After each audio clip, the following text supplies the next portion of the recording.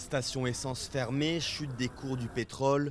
Le futur président du Nigeria, Muhammadu Buhari, qui prendra officiellement ses fonctions vendredi, hérite d'un pays sinistré. À Lagos, capitale économique du Nigeria, l'électricité est quasi inexistante. Les générateurs pullulent dans les rues pour alimenter les commerces. Igwe vend des chaussures. Il espère que le président va améliorer son quotidien. Dans mon magasin, ici, nous sommes alimentés au diesel. Il n'y a pas de lumière tous les jours. Et dans mon village, les gens souffrent. Pas de travail, pas de bonnes écoles, pas de bonne nourriture ni d'hôpital décent. Les défis du nouveau président sont immenses. Muhammadu Buhari a fait de la lutte contre la corruption son principal argument de campagne. Un sujet sensible dans cette puissance pétrolière, gangrénée par les détournements d'argent. Nous sommes conscients qu'il y a beaucoup de corruption dans l'industrie du pétrole et nous espérons que la première chose qu'il fera sera de s'attaquer à la corruption et au pouvoir.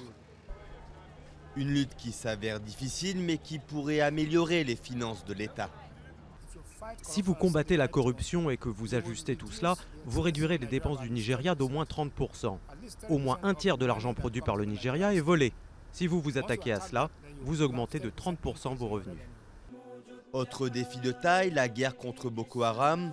Ancien militaire, Muhammadu Buhari a promis de mettre fin à l'insurrection islamiste qui a tué plus de 15 000 personnes. Malgré la reprise par l'armée d'une grande partie du nord-est du pays, les Nigérians veulent voir les efforts se concrétiser. Boko Haram est déjà combattu. L'armée a déjà remporté plusieurs succès dans la zone de Boko Haram. Nous espérons qu'avec son arrivée au pouvoir, il consolidera ce succès.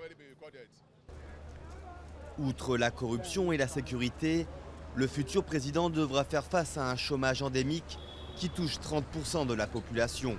Il lui faudra également diversifier une économie trop dépendante de l'or noir. Il a 4 ans pour relever les défis de la première économie d'Afrique.